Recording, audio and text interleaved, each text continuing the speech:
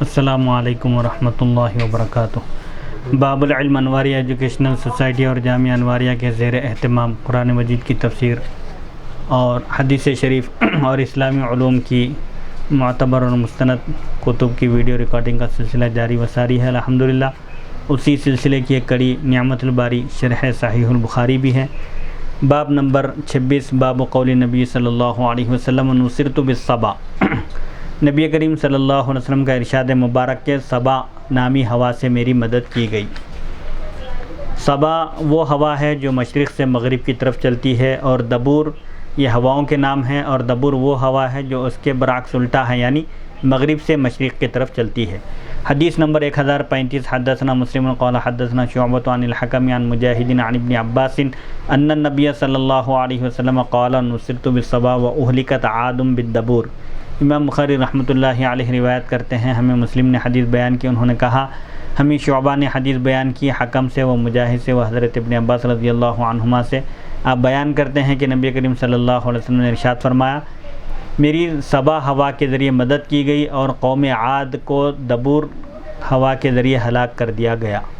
حدیث مذکور کے فوائد اور مسائل۔ علامہ ابو الحسن علی بن خلف ابن بطال شارح بخاری فرماتے ہیں، اس حدیث میں بعض مخلوقات کی بعض دوسری مخلوقات پر فضیلت کا ذکر ہے، اور اس میں یہ ثبوت ہے کہ اللہ تعالیٰ نے انسان کو جو خصوصی نعمت اور فضیلت عطا فرمائی ہے، اس نعمت کا اظہار کرنا جائز ہے، بشرطے کہ یہ اظہار اعتراف نعمت کے طور پر ہو، فخر اور اترانے کے لیے نہ ہو، اور اس میں پچھلی امتوں کی ہلاکت کی بھی خبر ہے۔ بعد صبا سے رسول اللہ صلی اللہ علیہ وسلم کی مدد فرمانا، اور بعد دبور سے قوم عاد کو ہلاک فرمانا۔ اس حدیث میں صبا یعنی مشرق سے چلنے والی آندھی کے ذریعے مدد کرنے کا ذکر ہے۔ اس کی تفصیل یہ ہے کہ اللہ تعالیٰ نے جنگ خندق کے دن انتہائی سرد رات میں مشرکین کے اوپر سرد آندھی بھیجی، جس نے ان کے چولہے بجھا دیے اور ان کے خیموں کی رسیاں اور میخیں اکھاڑ دی۔ ان کے اوپر ان کے خیمے اور ہتھیار گر گئے، اور وہ بغیر جنگ کے راتوں رات فرار ہو گئے، بھاگ گئے۔ قرآن مجید میں ارشاد ربانی ہے، اعوذ باللہ من الشیطان الرجیم، یا ایھا الذین آمنوا اذکروا نعمت اللہ علیکم اذ جاءتکم جنود فارسلنا علیہم ریحا وجنودا لم تروها وکان اللہ بما تعملون بصیرا۔ اے ایمان والو، اللہ نے تم پر جو احسان کیا ہے اس کو یاد کرو۔ جب تم سے لڑنے کے لیے فوجوں کے لشکر آئے تو ہم نے ان پر تیز اور تند آندھی بھیجی اور ایسے لشکر بھیجے جن کو تم نے نہیں دیکھا، اور اللہ تمہارے کاموں کو خوب دیکھنے والا ہے۔ نیز زیر بحث حدیث میں، یعنی حدیث شریف میں جس کے بارے میں بحث ہو رہی ہے کہ قوم عاد کو بعد دبور نامی ہوا یعنی مغرب سے مشرق کی طرف چلنے والی آندھی کے ذریعے ہلاک کر دیا گیا۔ عاد سے مراد عوس بن ارم بن سام بن نوح علیہ السلام کا بیٹا ہے۔ اس کی اولاد 13 قبیلوں پر مشتمل تھی۔ یہ لوگ احقاف یعنی ریت کے بلند ٹیلے یا پہاڑوں میں بنائے ہوئے غار، یہ مقام حضرموت یمن کے قریب تھا، یہ لوگ اس مقام پر رہتے تھے۔ جب انہوں نے حضرت ہود علیہ السلام کی نافرمانی کی اور ان کی مسلسل تبلیغ کے باوجود اللہ تعالیٰ پر ایمان نہیں لائے، تو اللہ تعالیٰ نے 7 راتیں اور 8 دن تک مسلسل 1 ہفتہ سخت تیز و تند آندھی بھیجی، جس نے ان کو ہلاک کر دیا۔ یہ لوگ اپنی قوت پر، طاقت پر بہت تکبر کرتے تھے، لیکن اللہ تعالیٰ کے عذاب کے سامنے کھجور کے کھوکھلے تنوں کی طرح زمین پر گر گئے۔ اللہ تعالیٰ نے ان آیات میں ان پر آندھی کے عذاب کا ذکر فرمایا۔ اعوذ باللہ من الشیطان الرجیم، وَأَمَّا عَادٌ فَأُهْلِكُوا بِرِيحٍ صَرْصَرٍ عَاتِيَةٍ سَخَّرَهَا عَلَيْهِمْ 7 لَيَالٍ و8 أَيَّامٍ حُسُومًا فَتَرَى الْقَوْمَ فِيهَا صَرْعَىٰ كَأَنَّهُمْ أَعْجَازُ نَخْلٍ خَاوِيَةٍ فَهَلْ تَرَىٰ لَهُم مِّن بَاقِيَةٍ۔ اور ابرہ عاد تو ان کو گرجتی ہوئی تیز آندھی سے ہلاک کر دیا گیا۔ اللہ نے اس آندھی کو ان پر مسلسل 7 راتیں اور 8 دن تک مسلط رکھا۔ بس اے مخاطب، تم دیکھتے ہو کہ یہ لوگ زمین پر کھجور کے کھوکھلے درختوں کی طرح گر گئے، کیا اب تمہیں ان میں سے کوئی باقی نظر آ رہا ہے؟ باب مذکور یعنی اس حدیث کی تشریح شرح صحیح مسلم حدیث نمبر 1984 جلد 2 صفحہ 716 پر مذکور ہے۔ یہ حدیث شریف وہاں بھی آئی ہے، اسی لیے وہاں اس حدیث کی تشریح نہیں کی گئی۔ باب نمبر 27، باب ما قیل فی الزلازل والآیات۔ زلزلوں اور علامات قیامت کے متعلق جو کچھ کہا گیا یہ اس کا بیان ہے۔ حدیث نمبر 1036 حدثنا ابو الیمانی قال اخبرنا شعیب قال اخبرنا ابو الزناد عن عبد الرحمن الاعرج عن ابی ہریرہ قال قال النبی صلی اللہ علیہ وسلم لا تقوم الساعة حتى يقبض العلم وتكثر الزلازل ويتقارب الزمان وتظهر الفتن ويكثر الهرج وهو القتل حتى يكثر فيكم المال فيفيض۔ امام بخاری رحمۃ اللہ علیہ روایت کرتے ہیں ہمیں ابو الیمان نے حدیث بیان کی، انہوں نے کہا ہمیں شعیب نے خبر دی، انہوں نے کہا ہمیں ابو الزناد نے خبر دی عبد الرحمن الاعرج سے، انہوں نے حضرت ابو ہریرہ رضی اللہ عنہ سے بیان کیا، روایت کی۔ وہ بیان کرتے ہیں کہ نبی کریم صلی اللہ علیہ وسلم نے فرمایا اس وقت تک قیامت قائم نہیں ہوگی یہاں تک کہ علم کو اٹھا لیا جائے اور بکثرت زلزلے آئیں اور زمانہ ایک دوسرے کے قریب ہو اور فتنوں کا ظہور ہو اور حرج زیادہ ہو، یعنی قتل و غارت گری زیادہ ہوگی اور تم میں مال بہت زیادہ ہوگا، پس وہ لوگوں میں پھیل جائے گا۔ یعنی یہ جو نشانیاں ہیں قیامت کی، جب تک یہ نشانیاں ظاہر نہیں ہوں گی اس وقت تک قیامت نہیں آئے گی۔ قیامت کے قرب کی ایک نشانی یہ بھی ہے کہ قتل و غارت گری زیادہ ہوگی، ہر طرف قتل عام ہوگا۔ اس حدیث کی تشریح صحیح بخاری حدیث نمبر 85 میں گزر چکی ہے۔ حدیث نمبر 1037 حدثنا محمد بن المثنى قال حدثنا حسین بن الحسن قال حدثنا ابن عون عن نافع عن ابن عمر قال اللهم بارك لنا في شامنا وفي يمننا قالوا وفي نجدنا قال اللهم بارك لنا في شامنا وفي يمننا قالوا وفي نجدنا قال هناك الزلازل والفتن وبها يطلع قرن الشيطان۔ امام بخاری رحمۃ اللہ علیہ روایت کرتے ہیں ہمیں محمد بن مثنیٰ نے حدیث بیان کی، انہوں نے کہا ہمیں حسین بن حسن نے حدیث بیان کی، انہوں نے کہا ہمیں ابن عون نے حدیث بیان کی نافع سے و حضرت ابن عمر رضی اللہ عنہما سے، انہوں نے دعا کی اے اللہ ہمارے شام میں اور ہمارے یمن میں برکت عطا فرما۔ حضرت ابن عمر رضی اللہ عنہما نے بیان کیا، صحابہ نے کہا اور ہمارے نجد میں، حضرت ابن عمر نے کہا آپ نے فرمایا اے اللہ ہمارے شام اور ہمارے یمن میں برکت عطا فرما۔ حضرت ابن عمر رضی اللہ عنہما نے بیان کیا، صحابہ نے عرض کیا اور ہمارے نجد میں، تو آپ نے فرمایا وہاں پر زلزلے اور فتنے برپا ہوں گے اور وہیں سے شیطان کی سینگ طلوع ہوگی۔ حدیث مذکور کے رجال، یعنی اس حدیث شریف کی سند میں جو نام ہیں، ایک محمد بن مثنیٰ بن عبید ابو موسیٰ ہیں، یہ اہل بصرہ میں سے ہیں، یعنی بصری ہیں یہ۔ دوسرے حسین بن حسن بن یسار ہیں، یہ آل مالک بن یسار سے تعلق رکھتے ہیں اور بصرہ کے رہنے والے ہیں، یہ 188 ہجری میں فوت ہو گئے۔ نمبر 3 عبداللہ بن عون بن ارتبان البصری ہیں۔ نمبر 4 نافع ہیں جو ابن عمر رضی اللہ عنہما کے مولا غلام ہیں۔ نمبر 5 حضرت عبداللہ بن عمر بن خطاب رضی اللہ عنہما ہیں۔ صحیح بخاری کے اس نسخے میں نبی کریم صلی اللہ علیہ وسلم کا ذکر نہیں ہے۔ جنہوں نے یمن اور شام کے لیے برکت کی دعا کی، اس میں نبی کریم صلی اللہ علیہ وسلم کا اس بخاری کے اس نسخے میں ذکر نہیں ہے کہ نبی کریم صلی اللہ علیہ وسلم نے شام اور یمن کے لیے برکت کی دعا فرمائی۔ حافظ شہاب الدین احمد بن علی بن حجر عسقلانی رحمۃ اللہ علیہ لکھتے ہیں اس حدیث میں مذکور ہے، یعنی ذکر ہے کہ حضرت ابن عمر رضی اللہ عنہما نے دعا کی اے اللہ ہمارے شام میں برکت عطا فرما اور ہمارے یمن میں برکت عطا فرما، اور انہوں نے نبی کریم صلی اللہ علیہ وسلم کا ذکر نہیں کیا۔ علامہ قابسی نے کہا ہے کہ اس نسخے سے نبی کریم صلی اللہ علیہ وسلم کا لفظ ساقط ہو گیا اور اس کا ہونا ضروری تھا، کیونکہ اس قسم کا کلام اپنی رائے سے نہیں کہا جا سکتا۔ کتاب الفتن کی حدیث میں اس کا ذکر صراحتاً موجود ہے کہ یمن اور شام کے لیے برکت کی دعا نبی کریم صلی اللہ علیہ وسلم نے فرمائی، ابن عمر رضی اللہ عنہما نے نہیں۔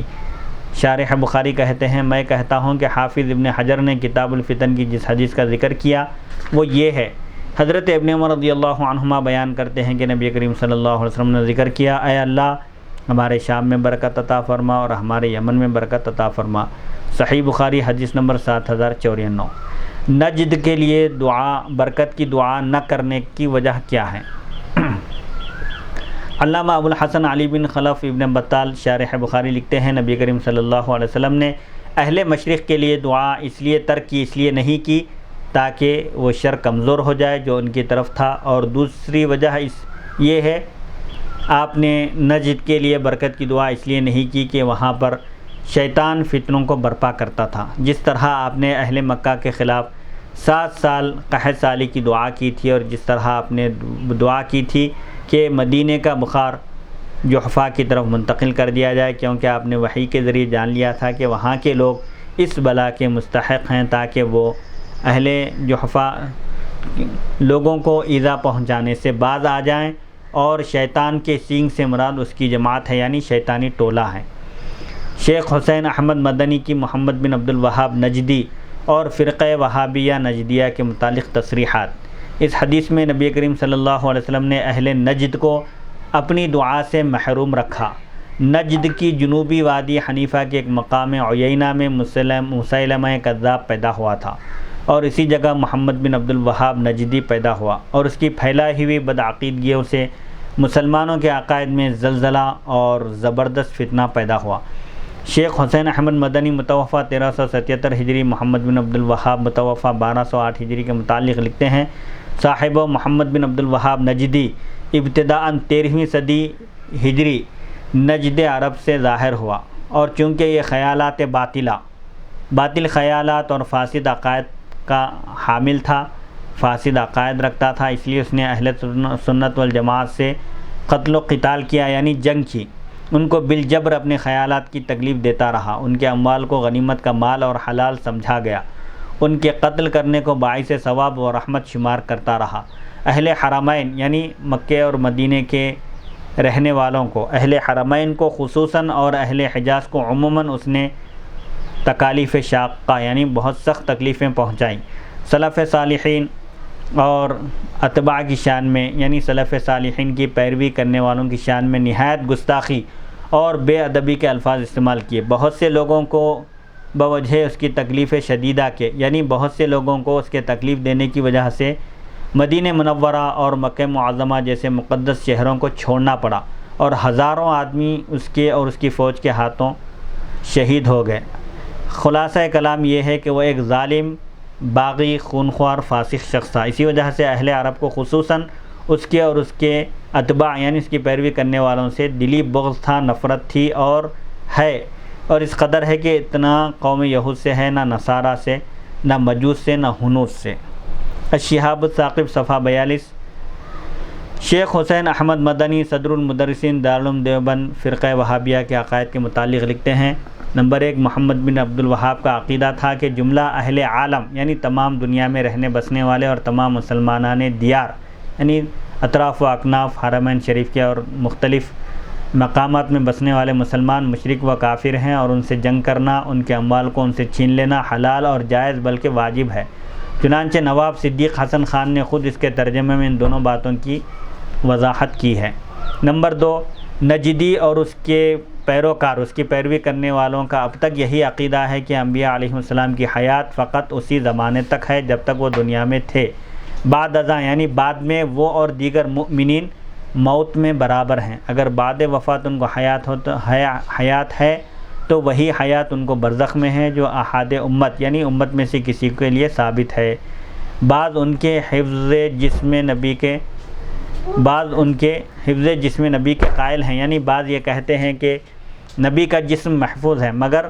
بلا علاقہ روح، یعنی روح جسم میں نہیں ہے، اور متعدد یعنی کئی لوگوں کی زبان سے بألفاظ کریہہ یعنی ایسے الفاظ جن کا زبان پر لانا تک جائز نہیں،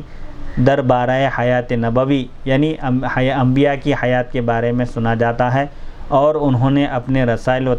تصانیف یعنی کتابوں میں لکھا ہے کہ نعوذ باللہ من ذالک انبیاء کرام علیہم السلام بھی انتقال کر گئے، اب وہ اپنی قبروں میں زندہ نہیں ہیں، یہ ان کا عقیدہ ہے۔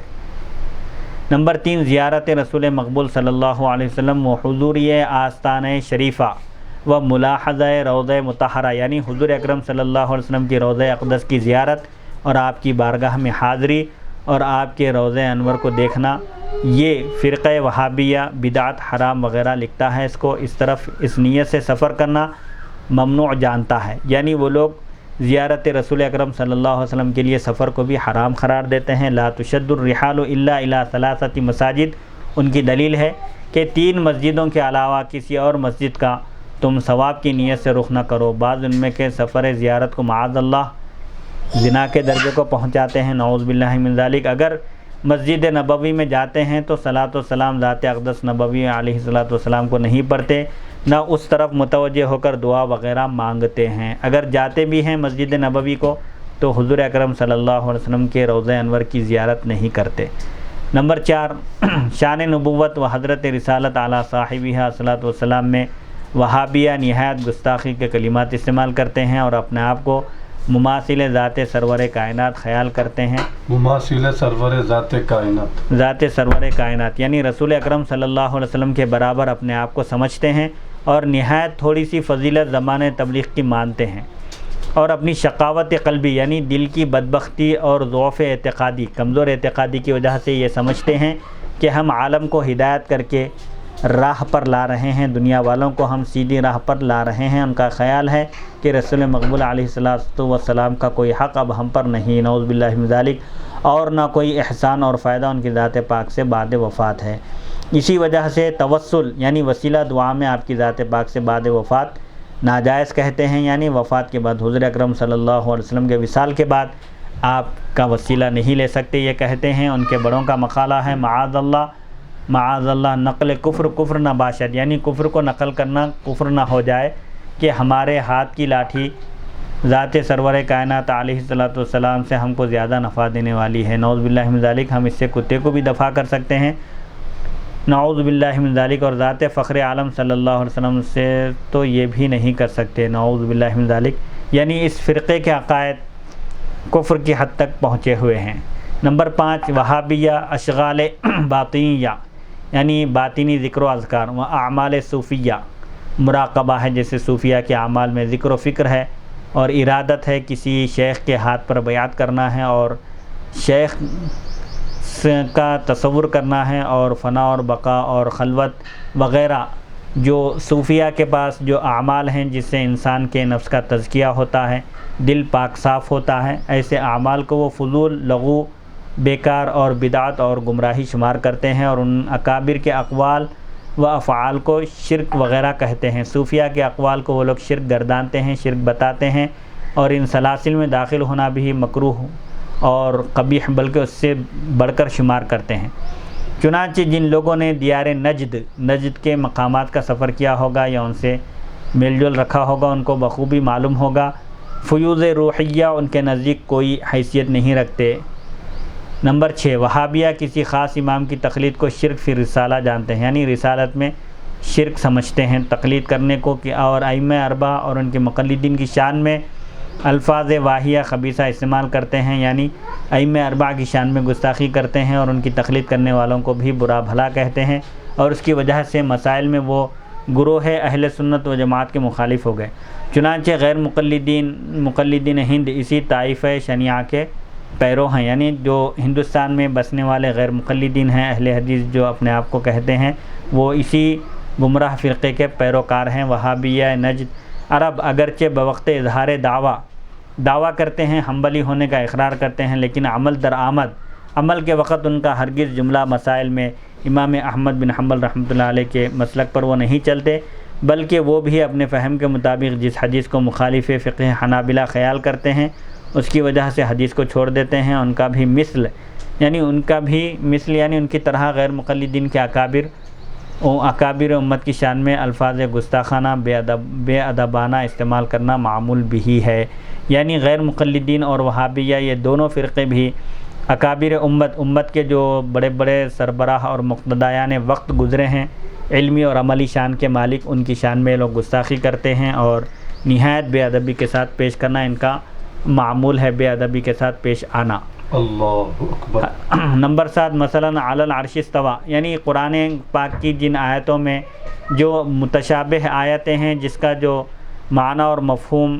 مراد لینا ممکن نہیں ہے، ظاہری معنی اور مفہوم، ایسی اس طرح کی آیات میں وہابی فرقہ استوائے ظاہری یعنی اللہ تعالیٰ عرش پر مستوی ہوا، یعنی نعوذ باللہ من ذالک اللہ تعالیٰ عرش پر استوا فرمایا، وہاں پر جہت وغیرہ کو ثابت کرتے ہیں، حالانکہ اللہ تعالیٰ جہت سے پاک ہے، زمان و زمانیہ سے پاک ہے، مکان و مکانیہ سے پاک ہے، اللہ تعالیٰ ہر جگہ موجود ہے، اس کو کوئی جہت کوئی سمت اس کو گھیر نہیں سکتی۔ تو ایسی آیتوں میں وہ لوگ نعوذ باللہ من ذالک اللہ تعالیٰ کے لیے استواء ظاہری اور جہت وغیرہ کو ثابت کرتے ہیں، جس کی وجہ سے اللہ کے لیے ثبوت جسمیت وغیرہ لازم آتا ہے، جو صراحتاً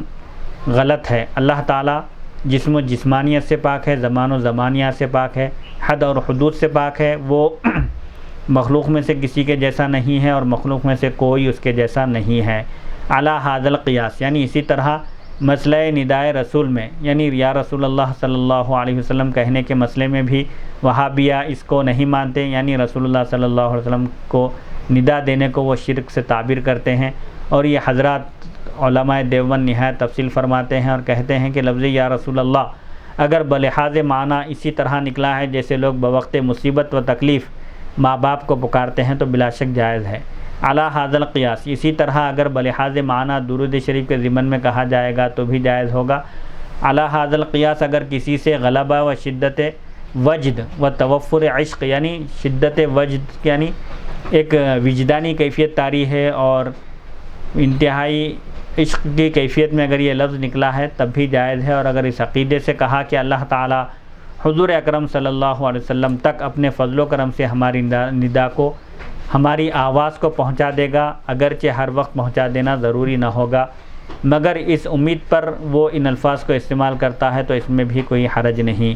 وہابیہ خبیثہ یہ صورت نکالتے ہیں اور جملہ انواع کو منع کرتے ہیں، چنانچہ وہابیہ عرب کی زبان سے بارہا سنا گیا کہ وہ الصلاۃ والسلام علیک یا رسول اللہ کو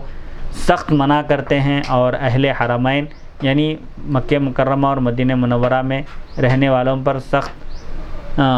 نکیر یعنی ان کا انکار کرتے ہیں، اور اس ندا اور خطاب پر ان کا مذاق اڑاتے ہیں اور کلمات ناشائستہ استعمال کرتے ہیں، کلمات ناشائستہ یعنی نامناسب کلمات استعمال کرتے ہیں اور ان کو اہل توحید سے خارج کر دیتے ہیں۔ وہابیہ نجدیہ یہ بھی عقیدہ رکھتے ہیں اور برملا کہتے ہیں کہ یا رسول اللہ کہنے میں استعانت بغیر اللہ یعنی غیر اللہ سے مدد طلب کرنا ہے، اور ظاہر بات ہے غیر اللہ سے مدد طلب کرنا شرک ہے، اور یہ وجہ بھی ان کے نزدیک مخالفت کا سبب ہے، حالانکہ یہ اکابر مقدسان دین متین اس کو ان اقسام استعانت میں سے شمار نہیں کرتے، یعنی غیر اللہ سے مدد طلب کرنے کے ان اقسام میں شمار نہیں کرتے جو کہ شرک کو واجب کرتی ہے، یعنی جس کی وجہ سے شرک لازم آتا ہے، یا جو ممانعات کا سبب ہو منع کرنے کا۔ البتہ اگر وہ چیزیں مانگی جائیں جن کا عطا کیا جانا اللہ بزرگ و برتر کے ساتھ خاص ہے، یعنی جو صرف اللہ تعالیٰ ہی عطا کر سکتا ہے، تو البتہ وہ اس وجہ سے ممنوع ہے۔ البتہ یا رسول اللہ کے لفظ سے پکارنا اور خطاب کرنا حاضرین مسجد نبوی و بارگاہ مصطفی صلی اللہ علیہ وسلم کو جائز و مستحب قرار دیتے ہیں، اور وہابیہ وہاں پر بھی منع کرتے ہیں، یعنی یا رسول اللہ کا لفظ استعمال کرنے کو مسجد نبوی میں حضور اکرم صلی اللہ علیہ وسلم کے روضہ اقدس کے پاس جائز اور مستحب قرار دیتے ہیں، لیکن جو گمراہ فرقہ ہے وہ وہاں پر بھی اس لفظ کے جواز کا قائل نہیں ہے، دو وجہ سے۔ اولاً یہ کہ یہ استعانت بغیر اللہ ہے، یعنی غیر اللہ سے مدد طلب کرنا ہے اس وجہ سے، اور دوسری وجہ یہ ہے کہ ان کا یہ عقیدہ ہے کہ انبیاء علیہم السلام کے واسطے حیات فی القبور ثابت نہیں، یعنی نعوذ باللہ من ذالک ان کا عقیدہ یہ ہے کہ انبیاء علیہم السلام اپنی قبروں میں زندہ نہیں ہیں، بلکہ وہ بھی دیگر مسلمانوں کی طرح حیات برزخیہ سے متصف ہیں، دنیاوی حیات سے متصف نہیں ہیں، پس جو حال دیگر مومنوں کا ہے وہی حال ان کا ہوگا۔ یہ جملہ عقائد ان کے ان لوگوں پر بخوبی ظاہر ہیں جنہوں نے دیار نجد عرب کا سفر کیا ہو۔ یہ لوگ جب مسجد شریف نبوی میں آتے ہیں تو نماز پڑھ کر نکل جاتے ہیں، اور روضہ اقدس پر حاضر ہو کر صلاۃ و سلام دعا وغیرہ پڑھنا مکروہ و بدعت شمار کرتے ہیں۔ انہی افعال خبیثہ و اقوال واہیہ کی وجہ سے اہل عرب کو ان سے بے شمار نفرت ہے، یعنی اہل عرب ان سے اسی وجہ سے نفرت کرتے ہیں۔ نمبر 8 وہابیہ خبیثہ کثرت صلاۃ و سلام و درود بر خیر الانام علیہ السلام، یعنی حضور اکرم صلی اللہ علیہ وسلم پر درود و سلام پڑھنا اور دلائل الخیرات پڑھنا اور قصید بردہ اور قصید حمزیہ وغیرہ اور اس کے پڑھنے اور اس کے استعمال کرنے اور ورد بنانے کو سخت قبیح و مکروہ جانتے ہیں، اور بعض اشعار کو قصید بردہ شریف میں شرک وغیرہ کی طرف منسوب کرتے ہیں، جیسے ایک شعر ہے یا اکرم الخلق مالی من الوذ به سواک عند حلول الحادث العممی، اے افضل المخلوقات، میرا کوئی نہیں جن کی میں پناہ حاصل کر سکوں بجز آپ کے بروقت نزول حوادث۔ یعنی اس شعر کا مفہوم یہ ہے کہ اے اللہ کی مخلوق میں سب سے زیادہ معزز اور مکرم ذات گرامی، آپ کے سوا مصیبتوں کے آنے کے وقت میرا کوئی سہارا نہیں ہے۔ اس شعر پر بھی وہ لوگ نکیر کرتے ہیں، اس شعر کو بھی وہ لوگ شرک قرار دیتے ہیں، حالانکہ ہمارے مقدس بزرگان دین اپنے متعلقین کو دلائل الخیرات وغیرہ کی اجازت دیتے رہے ہیں، دلائل الخیرات پڑھنے کی تلقین کرتے رہے ہیں، اور ان کو شرف درود و سلام و قرات دلائل الخیرات کا حکم فرماتے رہے ہیں۔ اور مولانا نانوتوی مثل شعر بردہ فرماتے ہیں، یعنی خود دارالعلوم دیوبند کے مبانی مولانا قاسم نانوتوی کا ایک شعر ہے، مدد کر اے کرم احمدی کے تیرے سوا نہیں ہے قاسم بیکس کا کوئی حامی کار، جو تو ہی ہم کو نہ پوچھے تو کون پوچھے گا، بنے گا کون ہمارا تیرے سوا غمخوار۔ یہ قاسم نانوتوی کے اشعار ہیں جس میں انہوں نے حضور اکرم صلی اللہ علیہ وسلم سے مدد طلب کی ہے، مدد کر اے کرم احمدی کہ تیرے سوا نہیں ہے قاسم بیکس کا کوئی حامی کار۔ اس میں بھی وہ حضور اکرم صلی اللہ علیہ وسلم کے سوا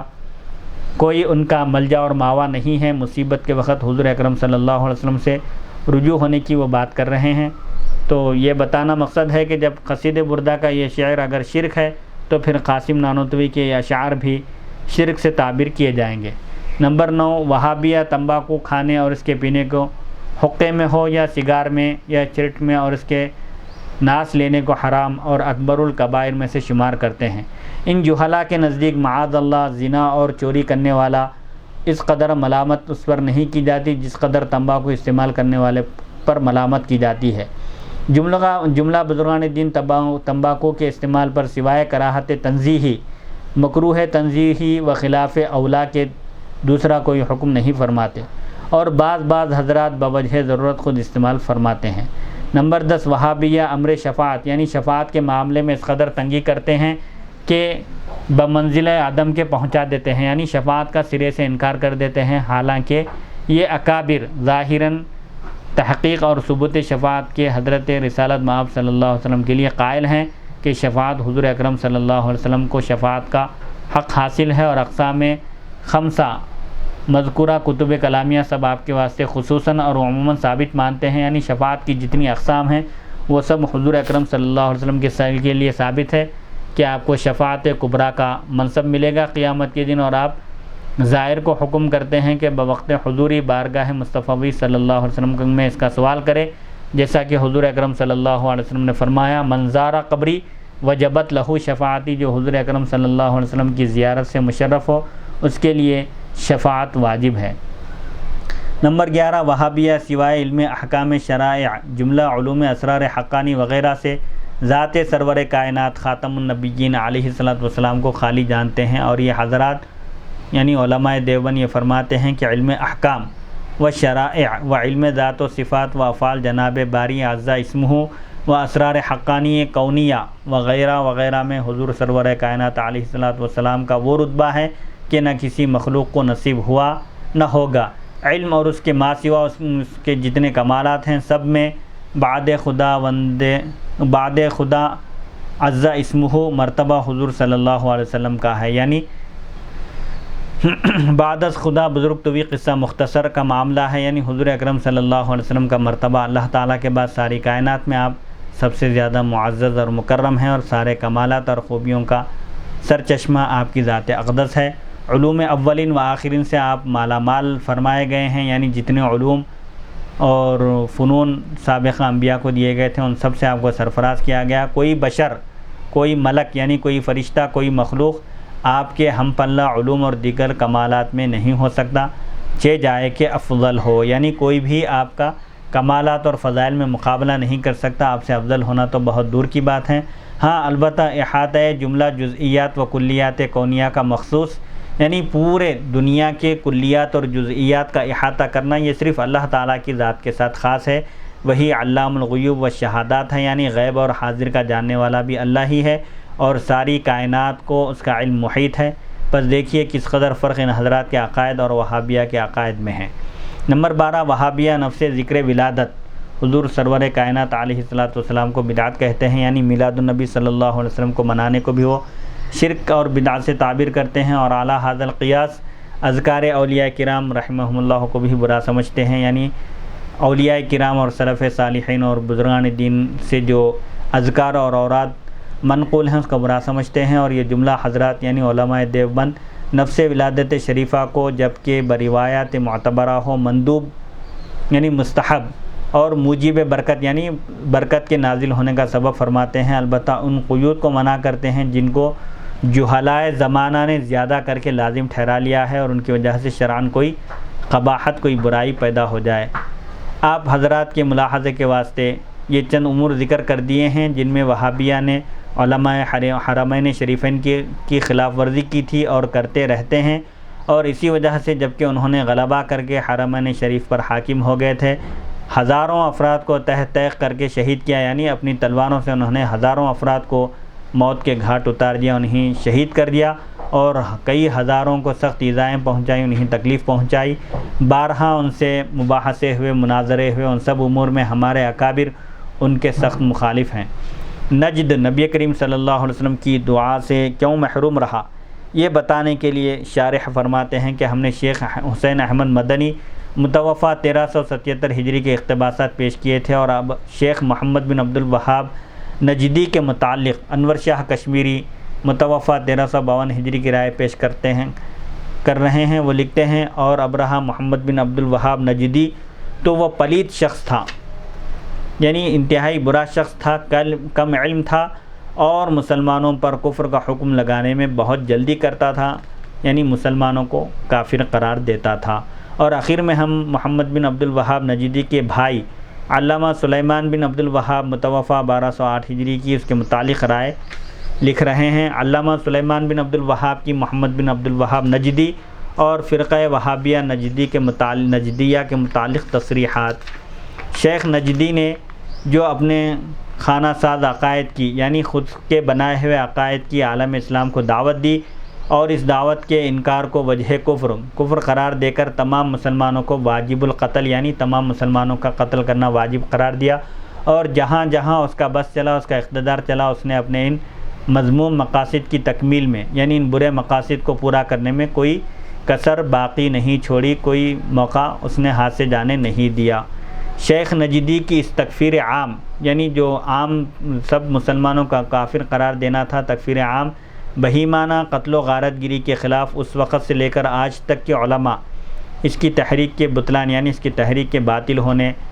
اور حق پر نہ ہونے پر کتابیں لکھتے چلے آ رہے ہیں۔ ہم قارئین کے سامنے ان بے شمار کتابوں میں سے چند کتابوں کے اقتباسات پیش کر رہے ہیں، اور ابتدا میں شیخ نجدی محمد بن عبد الوہاب متوفہ 1206 ہجری کے بھائی سلیمان بن عبد الوہاب متوفہ 1208 ہجری کی شہرۂ آفاق کتاب الصواعق الالہیہ کے چند اقتباسات پیش کرتے ہیں۔ علامہ سلیمان بن عبد الوہاب متوفہ 1208 ہجری۔ علامہ سلیمان بن عبد الوہاب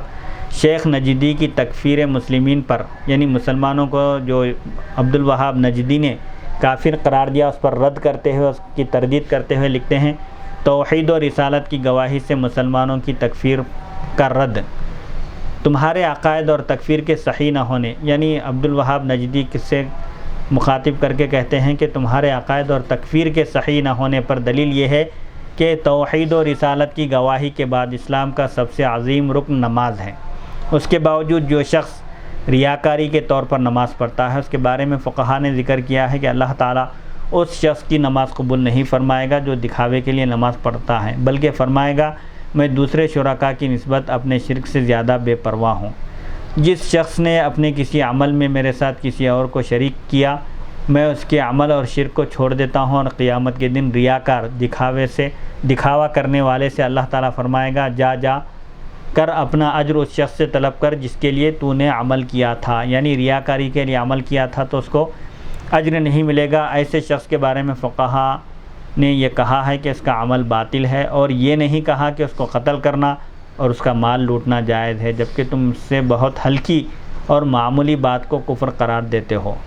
سجدے کی وجہ سے مسلمانوں کو کافر کہنے کی تردید۔ اسی طرح نماز کے تمام ارکان میں سب سے اہم رکن سجدہ ہے، اور نظر و نیاز اور غیر اللہ کو پکارنے کی بنسبت سجدہ زیادہ اہمیت کا حامل ہے۔ حالانکہ فقہا نے سجدے کے احکام میں بھی فرق کیا ہے اور کہا ہے کہ جو شخص سورج، چاند، ستارے یا بت کو سجدہ کرے وہ کافر ہیں، اور جو شخص ان کے علاوہ کسی اور کو سجدہ کرے وہ کافر نہیں بلکہ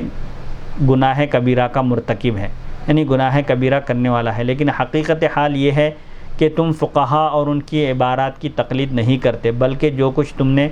خود سے سمجھا ہے اور اس کو صحیح سمجھا ہے اسی میں حق کو منحصر سمجھتے ہو، اسی کو حق سمجھتے ہو، اور اس کو ضروریات دین یعنی دین کی ضروری باتوں میں سے قرار دے کر اس کے منکر کو، اس کا انکار کرنے والے کو کافر قرار دیتے ہو۔ اور جن مشتبہ عبارات سے جن عبارات میں ڈاؤٹ ہے ان عبارات سے تم استدلال کرتے ہو، دلیل پیش کرتے ہو، وہ محض تمہاری غلط فہمی ہے۔ ہمارا تم سے یہ مطالبہ ہے کہ تم اپنے خود ساختہ مذہب کی تاکید میں، یعنی جس مذہب کو تم نے خود سے بنایا ہے، اس کو فروغ دینے میں، اس کی نشر و اشاعت میں فقہا میں سے کسی مسلم فقیہ کی نص صریح پیش کرو۔ اور اگر تم ایسی کسی عبارت کے پیش کرنے کے بجائے محض سب و شتم یعنی گالی گلوچ اور تکفیر یعنی کافر قرار دینے پر اکتفا کرتے ہو تو ہم تمہارے شر سے اللہ کی پناہ میں آتے ہیں۔ تکفیر مسلمین کے رد پر پہلی حدیث، یعنی مسلمانوں کو کافر نہیں قرار دیا جا سکتا، اس سلسلے میں احادیث پیش کر رہے ہیں۔ پہلی حدیث، مسلمانوں کی تکفیر یعنی مسلمانوں کو کافر قرار دینے کے بارے میں تمہارا موقف اس لیے بھی درست نہیں ہے۔ سلیمان بن عبد الوہاب محمد بن عبد الوہاب نجدی کو خطاب کر کے کہتے ہیں کہ غیر اللہ کو پکارنا اور نظر و نیاز قطعاً کفر ہیں، یہ حتیٰ کہ اس کے مرتکب یعنی نظر و نیاز کرنے والے غیر اللہ کو پکارنے والے مسلمان کو ملت اسلامیہ سے خارج نہیں کیا جا سکتا، کیونکہ صحیح حدیث میں ہے کہ رسول اللہ صلی اللہ علیہ وسلم نے فرمایا شبہات کی بنا پر حدود ساقط کر دو، یعنی اگر کہیں ذرا بھی شبہ آ جائے، ڈاؤٹ ہو جائے، اگر کوئی چوری کرے اور اس کا یہ جرم ثابت ہونے میں کوئی شبہ پیش آ جائے، کوئی ڈاؤٹ ہو تو اس پر حد جاری نہ کرو۔ اور حاکم نے اپنی صحیح میں، ابو عوانہ اور بزار نے سند صحیح کے ساتھ حضرت عبداللہ بن مسعود رضی اللہ عنہ سے روایت کی کہ رسول اللہ صلی اللہ علیہ وسلم نے فرمایا جب کسی شخص کی سواری کسی بے آب و گیاہ صحرا میں یعنی کسی ایسے جنگل میں گم ہو جائے جہاں نہ پانی ہے نہ گھاس ہے تو وہ 3 بار کہے اے اللہ کے بندو مجھ کو اپنی حفاظت میں لے لو، تو اللہ تعالیٰ کے کچھ بندے ایسے ہیں جو اس کو اپنی حفاظت میں لے لیتے ہیں۔ اور طبرانی نے روایت کیا ہے کہ اگر وہ شخص مدد چاہتا ہو تو یوں کہے کہ اے اللہ کے بندو میری مدد کرو۔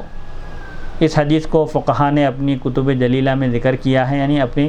فقہ کی کتابوں میں انہوں نے بیان کیا اور اس کی اشاعت اور اس کو عام کیا، پھیلایا، اور معتمد فقہا میں سے کسی نے اس کا انکار نہیں کیا، یعنی جو جلیل القدر اور قابل اعتماد فقہا ہیں انہوں نے بھی اس روایت کا انکار نہیں کیا۔ چنانچہ امام نووی نے کتاب الاذکار میں اس کا ذکر کیا، اور ابن القیم نے اپنی کتاب الکلیم الطیب میں اس کا ذکر کیا، اور ابن مفلح نے کتاب الآداب میں، اور ابن مفلح نے اس حدیث کو ذکر کرنے کے بعد لکھا امام احمد بن حنبل کے صاحبزادے بیان کرتے ہیں کہ میں نے اپنے والد یعنی امام احمد بن حنبل سے سنا، وہ فرماتے تھے کہ میں نے 5 بار حج کیے ہیں، ایک بار میں پیدل جا رہا تھا اور راستہ بھول گیا، میں نے کہا اے اللہ کے بندو مجھے راستہ دکھاؤ، میں یوں ہی کہتا رہا یہاں تک کہ میں صحیح راستے پر آ پہنچا۔ اب حضرت شارح بخاری علامہ غلام رسول سعیدی صاحب فرماتے ہیں اب میں یہ کہتا ہوں کہ جو شخص کسی غائب یا فوت شدہ یعنی کسی انتقال کیے ہوئے بزرگ کو پکارتا ہے اور تم اس کی تکفیر کرتے ہو۔ اچھا، اب یہ سلیمان بن عبد الوہاب کہتے ہیں اب میں یہ کہتا ہوں کہ جو شخص کسی غائب یعنی جو شخص موجود نہیں ہے اس کو پکارے یا کسی انتقال کیے ہوئے بزرگ کو پکارتا ہے اور تم اس کو کافر قرار دیتے ہو، بلکہ تم محض اپنے قیاس فاسد یعنی اپنے غلط خیال سے یہ کہتے ہو کہ اس شخص کا شرک ان مشرکین کے شرک سے بھی بڑھ کر ہے جو بحر و بر یعنی سمندر اور خشکی میں عبادت کی غرض سے غیر اللہ کو پکارتے تھے اور اس کے رسول کی علی الاعلان تکذیب کرتے تھے، یعنی اس کے رسول کو علی الاعلان جھٹلاتے تھے۔ کیا تم اس حدیث اور اس کے مقتضا یعنی اس حدیث کا جو تقاضا ہے اس کے مقتضا پر علماء اور ائمہ کے عمل کو اس شخص کے لیے اصل نہیں قرار دیتے جو بزرگوں کو پکارتا ہے اور محض اپنے فاسد قیاس یعنی غلط خیال سے اس کو شرک اکبر قرار دیتے ہو؟ انا للہ و انا الیہ راجعون، جبکہ شبہات سے حدود ساقط ہو جاتے ہیں تو اس مضبوط اصل کی بنا پر ایسے شخص کو کافر قرار دینا کیوں کر ساقط نہ ہوگا۔ نیز مختصر روضہ میں کہا ہے جو شخص توحید و رسالت کی گواہی دیتا ہو، اللہ کو ایک جانتا ہو اور رسول اللہ صلی اللہ علیہ وسلم کو اللہ کا رسول مانتا ہو، اس کو کسی بدعت کی بنا پر کافر نہیں کہا جائے گا۔ اور ابن تیمیہ نے بھی اسی بات کو ترجیح دی ہے، جبکہ جو شخص فوت شدہ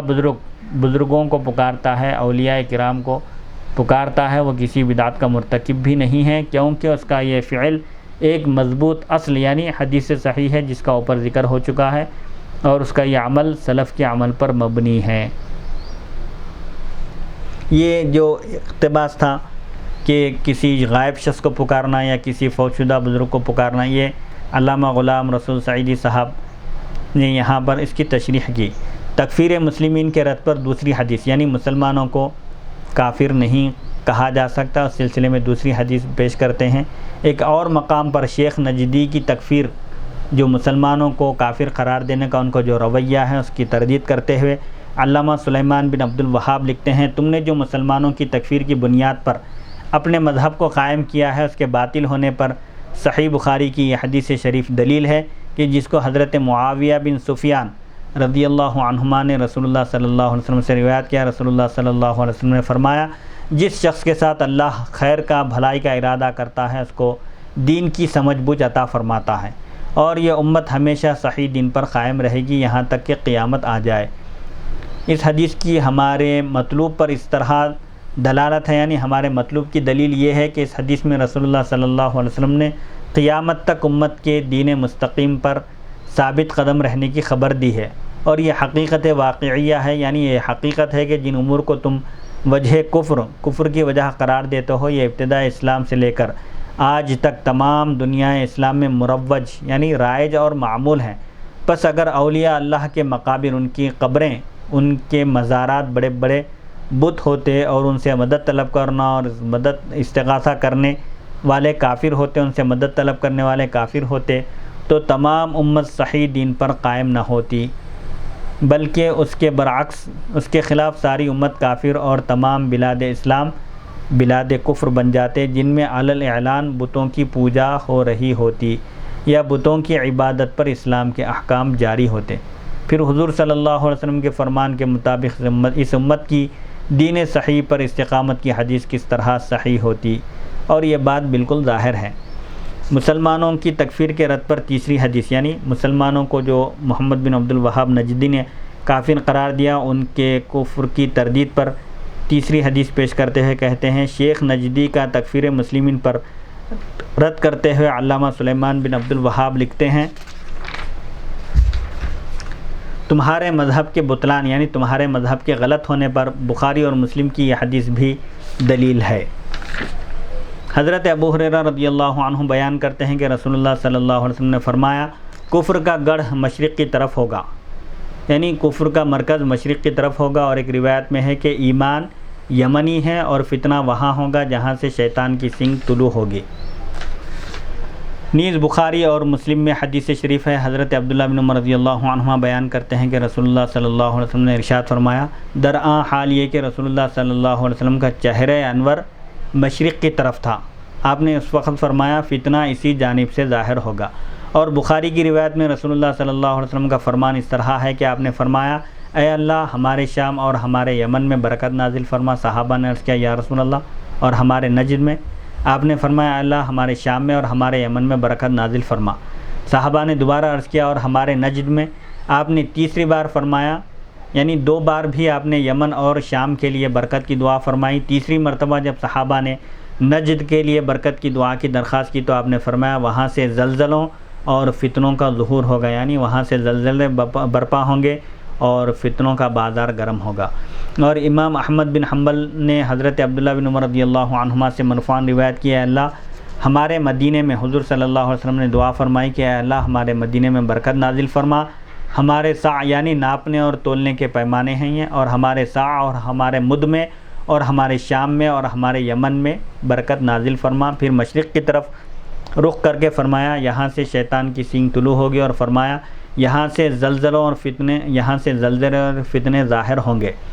میں گواہی دیتا ہوں کہ رسول اللہ صلی اللہ علیہ وسلم بلا ریب یعنی بے شک آپ سچے ہیں، سچ کہنے والے ہیں، اللہ تعالیٰ کی برکتیں اور رحمتیں آپ پر اور آپ کی آل اور اصحاب پر نازل ہوں۔ آپ نے امانت کا حق ادا کر دیا اور رسالت کے فرائض کی آپ نے مکمل تبلیغ کر دی۔ شیخ تقی الدین نے کہا مدینہ کی جانب شرقی نجد سے مسلمہ کذاب کا ظہور ہوا، اور رسول اللہ صلی اللہ علیہ وسلم کے وصال کے بعد سب سے پہلے جس فتنے کا ظہور ہوا وہ مسلمہ کذاب کا دعوی نبوت تھا، جس کا حضرت ابوبکر صدیق رضی اللہ عنہ نے مکمل صفایا فرمایا۔ رسول اللہ صلی اللہ علیہ وسلم کی یہ حدیث شیخ نجدی کی دعوت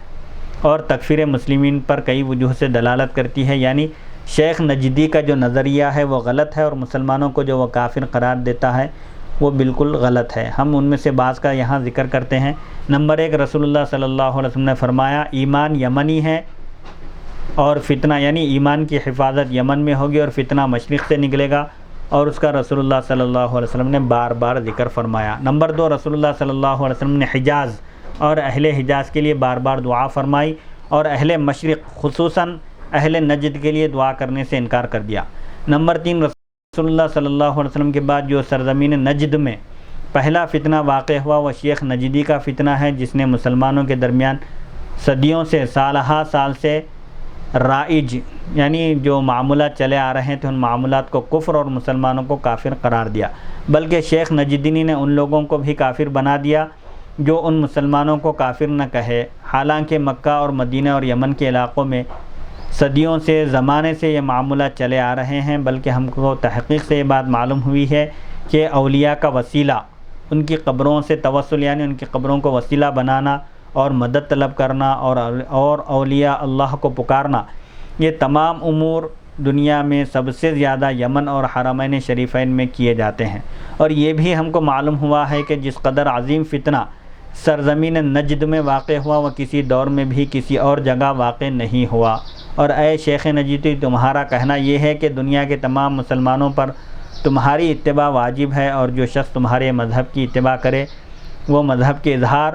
اور دوسرے مسلمانوں کی تکفیر کی طاقت نہ رکھے، یعنی دوسرے مسلمانوں کو کافر قرار دینے کافر کہنے کی طاقت نہ رکھے، اس پر واجب ہے کہ وہ تمہارے شہر کی طرف ہجرت کرے،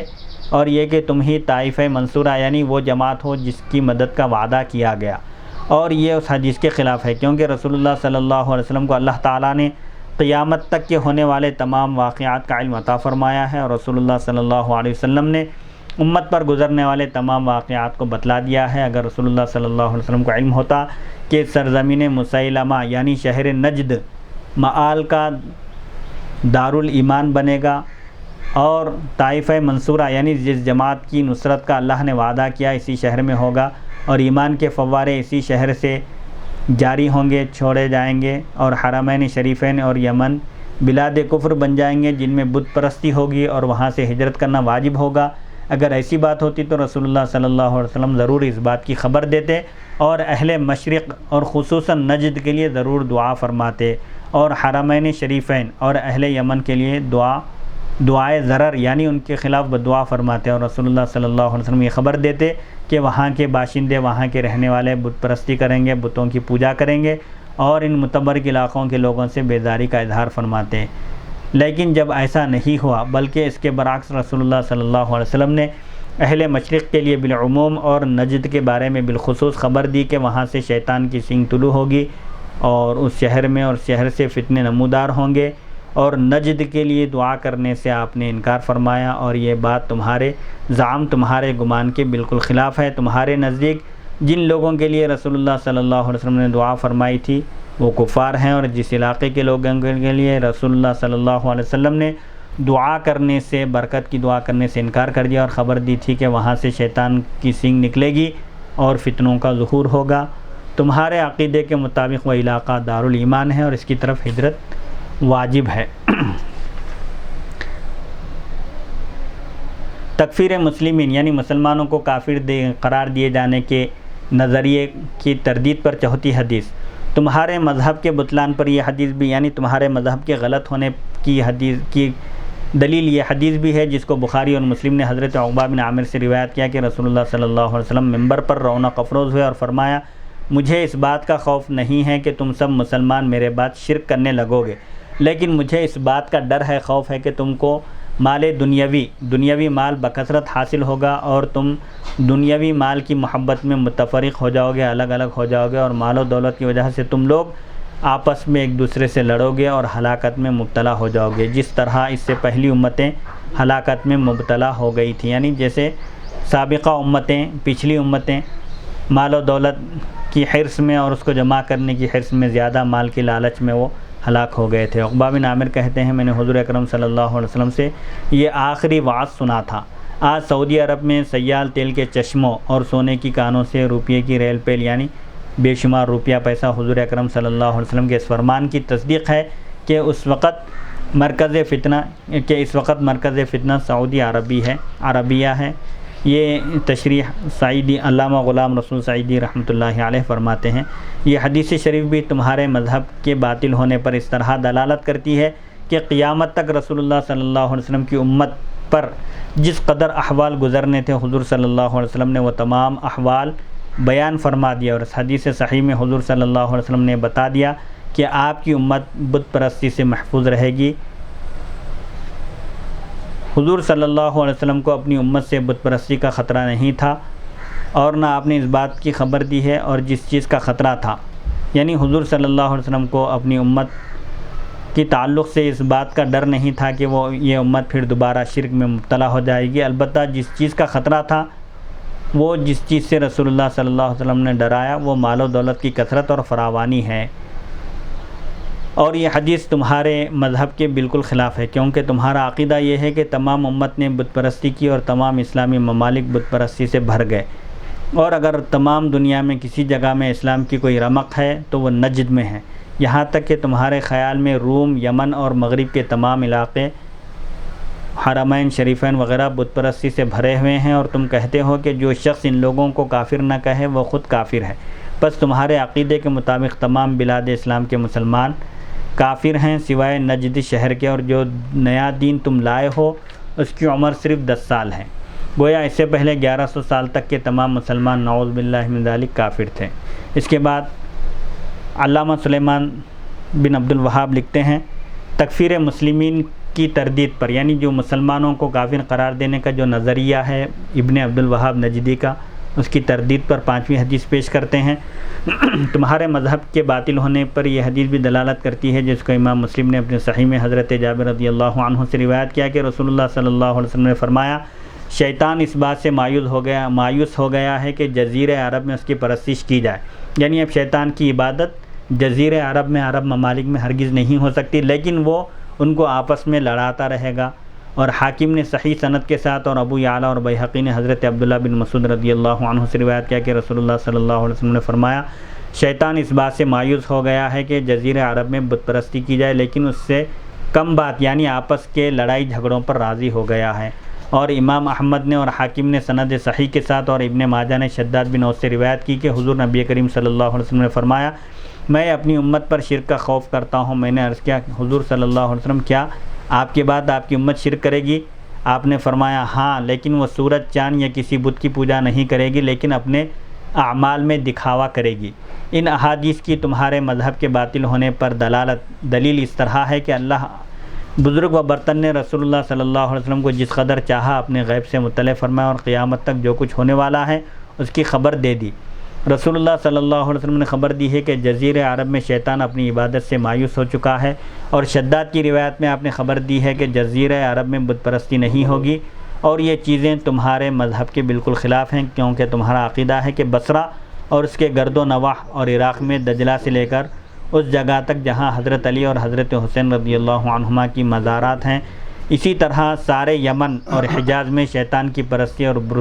بت پرستی ہوتی ہے، اور یہاں کے مسلمان بت پرست اور کافر ہیں۔ حالانکہ یہ تمام جگہیں سرزمین عرب کے وہ تمام علاقے ہیں جن کی سلامتی ایمان اور کفر سے براعت کی رسول اللہ صلی اللہ علیہ وسلم نے خبر دی ہے، یعنی ان علاقوں کے باشندے مسلمان ہوں گے اور کفر میں مبتلا نہیں ہوں گے، کفر سے بری ہوں گے، رسول اللہ صلی اللہ علیہ وسلم نے خبر دی ہے، اور تم کہتے ہو کہ یہاں کے لوگ کافر ہیں اور جو ان کو کافر نہ کہے وہ بھی کافر ہے، لہذا تمام احادیث تمہارے اس باطل مذہب کی تردید کرتی ہیں، ان کا رد کرتی ہیں۔